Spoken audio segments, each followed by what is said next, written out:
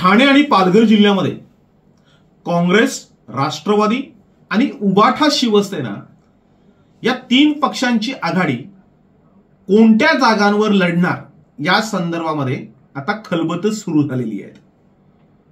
जे चारही जागांवर या आधी महायुतीचं प्राबल्य होतं, चारही जागा महायुतीने जिंकल्या होत्या। आता मात्र शरद पवार यांची राष्ट्रवादी फुटली, उद्धव ठाकरे यांची शिवसेना फुटली। आता परिस्थिती बदललेली आहे, युत्या आणि आघाड्या ह्या वेगवेगळ्या झालेल्या आहेत। अशा परिस्थितीमध्ये कोणती जागा कोणाकडे जाईल हा मोठा प्रश्न आहे। ठाणे जिल्ह्यामध्ये ज्या तीन जागा आहेत लोकसभेच्या, त्याच्यामध्ये ठाणे, कल्याण आणि भिवंडी या तिन्ही जागा महायुती ही 2019 ला जिंकली होती। ठाण्यामधून राजन विचारे हे शिवसेनेचे चांगल्या मतांच्या फरकाने जिंकले होते। तिथे राष्ट्रवादीचे आनंद परांजपे यांना धक्कादायक पराभव स्वीकारावा लागला होता। जे राजन विचारे यांना 7,40,969 एवढी प्रचंड मतं मिळाली होती। म्हणजे जेवढी मतं मिळाली होती त्याच्यामध्ये 63.30% मतं ही राजन विचारेंनी घेतली होती। तर आनंद परांजपे यांना अवघी 3,28,824 अर्थात 28.9% एवढंच मतदान झालं होतं आणि 4,12,145 मतांनी त्यांचा पराभव झाला होता। म्हणजे इथलं पिक्चर जे आहे ते क्लिअर आहे की हा जो मतदारसंघ आहे हा शिवसेनेचा बालेकिल्ला आहे। इथे राष्ट्रवादीचं काही चालत नाहीये। म्हणजे आनंद परांजपे हे याच्या आधी प्रकाश परांजपे जे शिवसेनेचे होते त्यांचे सुपुत्र, तरी सुद्धा त्यांचा तिथे दारुण पराभव झाला। ठाणे हा शिवसेनेचा बालेकिल्ला होता आहे आणि राजन विचार तिथे जे निवडून आले होते ते शिवसेनेच्या फुटीनंतरही उद्धव बाळासाहेब ठाकरे यांच्याच गटामध्ये आहेत आणि त्याच्यामुळे ती जागा ही शिवसेनेच्या उभाठा गटालाच मिळेल आणि तिथे राजन विचारे हेच उमेदवार असतील हे आता जवळजवळ स्पष्ट झालेलं आहे। तिथे काँग्रेस आणि राष्ट्रवादी दावा करण्याचा प्रश्न येत नाही। कल्याण लोकसभा मतदारसंघामधली तीच परिस्थिती आहे। कल्याण लोकसभा मतदारसंघ हाही शिवसेनेचा बालेकिल्ला आहे। तिथे सन्माननीय मुख्यमंत्री एकनाथ शिंदे साहेब यांचे सुपुत्र श्रीकांत शिंदे हे खासदार आहेत। त्यांना 2019 मध्ये 5,59,723 म्हणजे जवळपास 62.87% एवढं मतदान कल्याण लोकसभा मतदारसंघामध्ये झालं होतं। त्यांच्या विरोधात राष्ट्रवादी काँग्रेसचे बाबाजी पाटील हे उभे होते। त्यांना अवघी 2,15,380 एवढीच मतं मिळाली होती। म्हणजे 24.19% एवढं त्यांना मतदान झालं होतं आणि 3,44,343 मतांनी त्यांचा दारुण पराभव झाला होता। म्हणजे ठाणे लोकसभामध्ये आनंद परांजपेचा 4,12,145 मतांनी पराभव झाला होता। तर कल्याण लोकसभा मतदारसंघामध्ये बाबाजी पाटील यांचा 3,44,343 मतांनी पराभव झाला होता। ही दोन्ही ज्या जागा आहेत या दोन्ही जागा शिवसेनेच्या होत्या। त्या शिवसेनाच घेईल। म्हणजे आता जी अर्धी शिवसेना आहे उभाठा गट, ह्या दोन्ही जागा ह्या त्यांच्याकडे राहतील। ठाणे आणि कल्याणवरचा दावा जो आहे तो शिवसेना सोडणार नाही, म्हणजे उद्धव ठाकरे सोडणार नाही। तिथे त्यांचे कोण उमेदवार असतील हा प्रश्न वेगळा आहे। म्हणजे राजन विचारांचं तिकीट जरी फिक्स असलं तरी कल्याणमध्ये शिवसेनेचा उमेदवार कोण असेल हाही मोठा प्रश्न आहे। ह्या दोन जागा जर शिवसेनेला गेल्या तर उरलेल्या दोन जागा म्हणजे भिवंडी आणि पालघर या दोन जागांपैकी एक जागा काँग्रेसला आणि एक जागा राष्ट्रवादीला द्यावी लागेल। त्याच्यामध्ये भिवंडी हा जो मतदारसंघ आहे हा काँग्रेसचा परंपरागत मतदारसंघ आहे। म्हणजे याच्या आधी जो डहाणू लोकसभा मतदारसंघ होता त्याच्यामधनं दामू शिंगडा हे निवडून यायचे, त्याच्यामध्ये भिवंडी होतं। 2009 ला पुन्हा नवीन जो मतदारसंघ झाला भिवंडी लोकसभा त्याच्यामध्येही सुरेश टावरे हे निवडून आले होते। दोन वेळेस या मतदारसंघामध्ये सलग दोन वेळा म्हणजे एकदा विश्वनाथ पाटील आणि एकदा सुरेश टावरे 2014 आणि 2019 ला काँग्रेसचा तिथे पराभव झालेला आहे। तिथे सुरुवातीला कपिल पाटील हे 2014 ला जिंकले आणि पुन्हा 2019 ला कपिल पाटील म्हणजे भारतीय जनता पार्टी जिंकलेले, म्हणजे शिवसेना भारतीय जनता पार्टीची युती या मतदारसंघामध्ये जिंकले। म्हणजे काँग्रेसच्या बालेकिल्ल्यामध्ये दोन्ही वेळेस भाजपचा विजय झालेला आहे आणि त्यामुळे आत्ता ही जागा राष्ट्रवादी मागते। तिथे त्यांनी कपिल पाटील यांना हरवण्याचा चंग बांधलेला. म्हणजे शरद पवार यांनी अगदी सुरुवातीपासून कपिल पाटील हे हारले पाहिजेत, कारण कपिल पाटील हे राष्ट्रवादीमध्ये होते. राष्ट्रवादीमधून ते भाजपमध्ये गेले आणि भाजपमधून त्यांनी निवडणूक लढवली. त्यावेळी शरद पवारांनी ठरवलं होतं की कपिल पाटील यांचा पराभव करायचा, पण दोन्ही वेळेस त्यांचा पराभव त्यांना करता आलेला नाही. यावेळेस अर्धी शिवसेना त्यांच्याबरोबर आहे. म्हणजे उद्धव बाळासाहेब ठाकरे हा जो गट आहे हा शरद पवारांबरोबर आहे, आणि तो गट जर आपल्याबरोबर राहिला आणि काँग्रेसने जर साथ दिली तर तिथून आपला उमेदवार जिंकू शकतो, अशी गणितं ही राष्ट्रवादीची आहेत, अर्थात ती शरद पवारांची आहेत. आणि म्हणून शरद पवारांनी मोठा गेम खेळायला लावलेला आहे. त्या जागेवर जितेंद्र आव्हाड यांना उभं करण्याचं त्यांचा प्रयत्न आहे. तसं त्यांनी उद्धव ठाकरे यांना सांगितलेलं आहे. आणि त्यामुळे उद्धव ठाकरे यांची जी पत्रकार परिषद झाली की ज्या पद्धतीने आता बातम्या वृत्तपत्रामधून आल्या, त्यामध्ये उद्धव ठाकरे यांनी थेट सांगितलंय की भिवंडी इथून आम्ही लढणार आहोत, मात्र जितेंद्र आव्हाड जर उमेदवार असतील राष्ट्रवादीचे तर आम्ही लढणार नाहीत. म्हणजे तिथे काँग्रेसचा उमेदवार उभा करू नये असं राष्ट्रवादी आणि शिवसेनेचं म्हणणं आहे, कारण दोन्ही वेळेस तिथे पराभव झालेला आहे आणि काँग्रेसकडे तगडा उमेदवार नाही असं त्यांचं म्हणणं आहे. प्रत्यक्षात काँग्रेसमध्ये दयानंद चोरगे हे गेली 2 वर्ष तयारी करतायत. आता नवीनच टीडीसी बँकेचे संचालक निलेश भोईर हेही प्रयत्न करतायत, त्यांनीही प्रचाराला सुरुवात केली आहे. सध्या दयानंद चोरगे आणि निलेश भोईर या दोघांची नावं चर्चेत आहेत. मात्र त्या पलीकडे जाऊन शिवसेनेने या मतदारसंघावर दावा ठोकून रुपेश म्हात्रे जे माजी आमदार आहेत शिवसेनेचे, त्यांची उमेदवारी जाहीर करण्याच्या तयारी ठेवून, म्हणजे रुपेश म्हात्रे यांना तिकीट द्यायचं, त्यांना निवडणुकीमध्ये उतरवायचं, या दृष्टीने प्रयत्न सुरू केलेले आहेत. म्हणजे खरं तर बालेकिल्ला आहे काँग्रेसचा.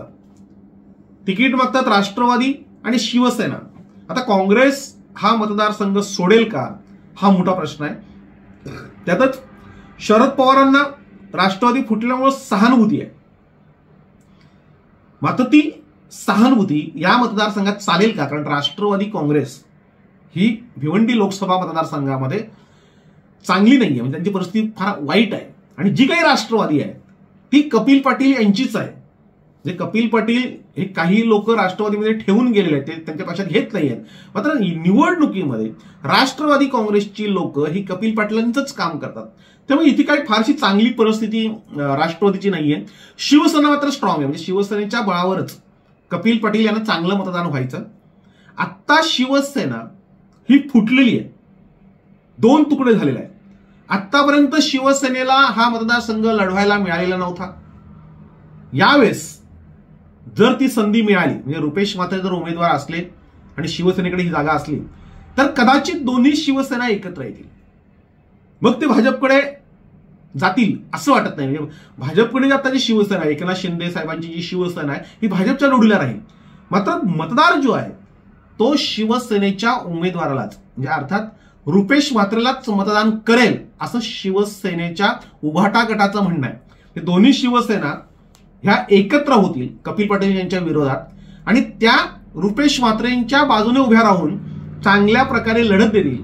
जर रुपेश म्हात्रेंना राष्ट्रवादीची साथ मिळाली, काँग्रेसने भिवंडीमधून चांगल्या प्रकारे मदत केली आणि जे घटक पक्ष आहेत त्या घटक पक्षांनी जर आपल्याला साथ दिली तर आपण बऱ्यापैकी हा बालेकिल्ला पुन्हा ताब्यात घेऊ शकतो असं महाविकास आघाडीला असं वाटतंय. म्हणजे काँग्रेस, राष्ट्रवादी आणि शिवसेना ह्या तिघी लोकांना वाटतंय की रुपेश म्हात्रे जर उमेदवार असतील तर आपण बऱ्यापैकी इथे जिंकू शकतो. मात्र कोणत्याही परिस्थितीमध्ये काँग्रेस हा मतदारसंघ सोडणार नाही, कारण 2 जर शिवसेनेला गेले तर तिसरीही शिवसेनेला मिळेल असं वाटत नाही. म्हणजे खरं तर उद्धव ठाकरेंनी 4ही जागांवर दावा केला, म्हणजे पालघरी त्यांना हवी आहे, कारण पालघरी शिवसेना जिंकलेली आहे, भिवंडीमध्ये शिवसेना भाजपा युती जिंकलेली आहे आणि दोन्ही जागा कल्याणची आणि ठाण्याची ह्या दोन्ही जागा शिवसेनेने जिंकलेल्या आहेत. म्हणजे उद्धव ठाकरेंचा जो दावा आहे ह्या 4ही जागा आमच्या आहेत,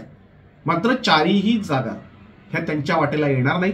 भिवंडी काँग्रेस मागेल.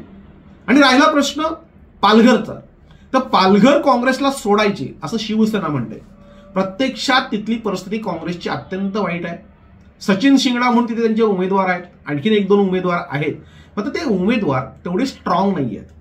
तिथे एकच हुकमी एक काय तो म्हणजे हितेंद्र ठाकूर. मागच्या वेळेस ज्यावेळेस पालघर लोकसभेमध्ये राजेंद्र गावित उभे होते 2019ला, त्यावेळेस त्यांना 5,80,479 एवढी मतं म्हणजे 48.3% मतं ही राजेंद्र गावित यांना मिळाली होती. तर बलिराम जाधव जे आहेत बहुजन विकास आघाडी, त्यांना 4,91,596 म्हणजे 40.9 म्हणजे अगदी कटोकट, म्हणजे चारही मतदारसंघ जर आपण बघितले तर त्याच्यामध्ये कटोकट जी लढत, अटीतटीची जी लढत ज्याला आपण म्हणावी लागेल, ती फक्त पालघर लोकसभा मतदारसंघामध्ये झाली आणि त्याच्यामध्ये 88,883 मताने राजेंद्र गावितांनी बलिराम जाधव यांचा पराभव केला. तेव्हा महाविकास आघाडी म्हणजे राष्ट्रवादी, काँग्रेस, कम्युनिस्ट ही सगळे पक्ष हे हितेंद्र ठाकूर यांच्या बरोबर बहुजन विकास आघाडीला तिकीट देऊन त्यांच्याबरोबर उभे राहिले होते आणि बलिराम जाधव यांना त्यांनी तिकीट दिलं होतं. यावेळेस नेमकं काय होईल तर ही जागा पुन्हा एकदा हितेंद्र ठाकूर यांना सोडली, त्यांनी जर बलिराम जाधव किंवा आणखीन कोणता उमेदवार उभा केला तर त्यांच्या विरोधात भारतीय जनता पार्टी त्यांचा स्वतःचा उमेदवार म्हणजे विलास तरेंच्या रूपाने तयार आहे आणि इकडे राजेंद्र गावित हे शिवसेनेचे आहेत, तेही पुन्हा निवडणूक लढवण्याच्या तयारीमध्ये आहे. तर तेव्हा तिथे कोण उमेदवार दिला जाईल हा प्रश्न वेगळा आहे. मात्र हितेंद्र ठाकूर आता यावेळेस बहुजन विकास आघाडी त्यांची जी आहे ती सत्तेच्या बरोबर राहते नेहमी. आता सत्ता आहे फडणवीस आणि शिंदेची, फडणवीस आणि शिंदे यांच्याशी त्यांचं चांगलं आहे.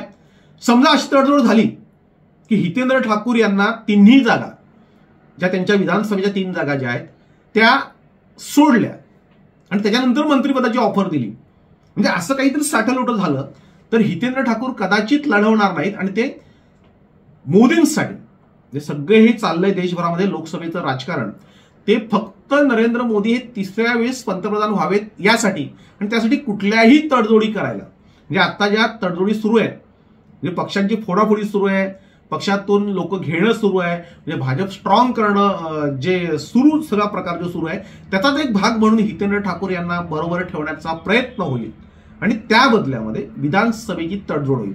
मात्र हितेंद्र ठाकूर हे ऐकतील का? कारण ऑलरेडी तिन्ही जागा हे तेच जिंकतायत. हितेंद्र ठाकूर यांच्याकडे त्या तिन्ही जागा जिंकलेल्या आहेत, त्याच जागा देऊन आणखीन काय वेगळं मिळतंय का? की ज्या पद्धतीने आता सत्तांतर होताना, नवीन सत्ता बसताना हितेंद्र ठाकूर यांच्या अनेक मागण्या सरकारने मान्य केलेल्या आहेत. अजून काही हितेंद्र ठाकूरांच्या मागण्या काय असतील आणि त्या जर काही मान्य केल्या तर हितेंद्र ठाकूर हे जर युतीबरोबर राहिले तर काँग्रेस, राष्ट्रवादी आणि ही जी महाविकास आघाडी आहे यांचं तिथे काय फारसं चालणार नाही. कारण हितेंद्र ठाकूर यांच्याकडे अर्धा अधिक मतदारसंघ आहे आणि त्या मतदारसंघावर त्यांचा पूर्णतः होल्ड आहे. मात्र शक्यता दोन्ही आहेत, ती इकडे आले महाविकास आघाडीकडे. शरद पवारांनी मागच्या वेळेस प्रमाणे त्यानंतर तरी घेतलं तरी हितेंद्र ठाकूर आता जिकडे राहतील त्यांचंच कार्ड चालणार आहे, त्यांचाच उमेदवार निवडून येणार आहे. मागच्या वेळेस तो पत्ता चालला नाही, म्हणजे हितेंद्र ठाकूर यांना जागा सोडूनही बलिराम जाधव यांचा 88,883 एवढ्या मोठ्या मतांच्या फरकाने पराभव झालेला आहे. त्यामुळे पुन्हा एकदा हितेंद्र ठाकूर ही गेम खेळतील का?